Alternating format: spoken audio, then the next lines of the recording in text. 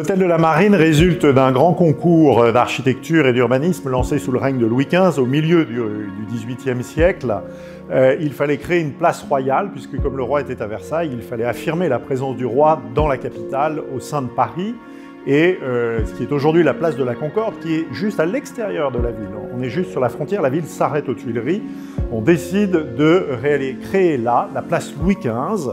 Le premier architecte du roi, Jacques-Ange Gabriel, qui en est le concepteur, décide de créer deux bâtiments au nord de la place, ce qui est aujourd'hui, d'un côté, l'Automobile Club, le Crillon, et de l'autre côté, l'hôtel de la Marine dans lequel nous sommes aujourd'hui.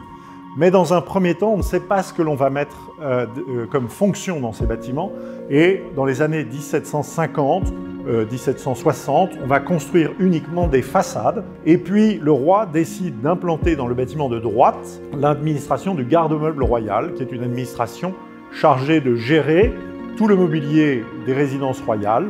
On y gère également les bijoux de la couronne, puisque le vol des bijoux a lieu dans cette maison. Et c'est aussi un lieu de représentation du savoir-faire français. Les collections d'armes, les collections de bronze, les collections de pierres, les collections de meubles du roi, eux étaient ouverts de Pâques jusqu'à la Toussaint au public. C'est une sorte de showroom du savoir-faire, de l'art français également. 1789, comme le roi revient à Paris, il faut ramener toutes les administrations qui étaient à Versailles auprès du roi, à Paris également. Le roi vient aux Tuileries, il faut donc ramener toutes les administrations au plus près des Tuileries. On va donc demander à l'administration du garde-meuble royal de laisser de la place pour installer le secrétariat d'État à la Marine, le futur ministère de la Marine, jusqu'à la disparition de l'administration du garde-meuble royal, qui va devenir le mobilier national, qui ne sera plus dans ces lieux, et la Marine va s'installer sur l'intégralité des lieux à la toute fin du XVIIIe siècle, et elle restera ici jusqu'en 2015, en ayant eu un ministère de la Marine. Il y a eu aussi, sous le général de Gaulle, le ministère à l'énergie atomique, sous le président Giscard d'Estaing, le ministère de l'Environnement également, qui a cohabité avec la Marine.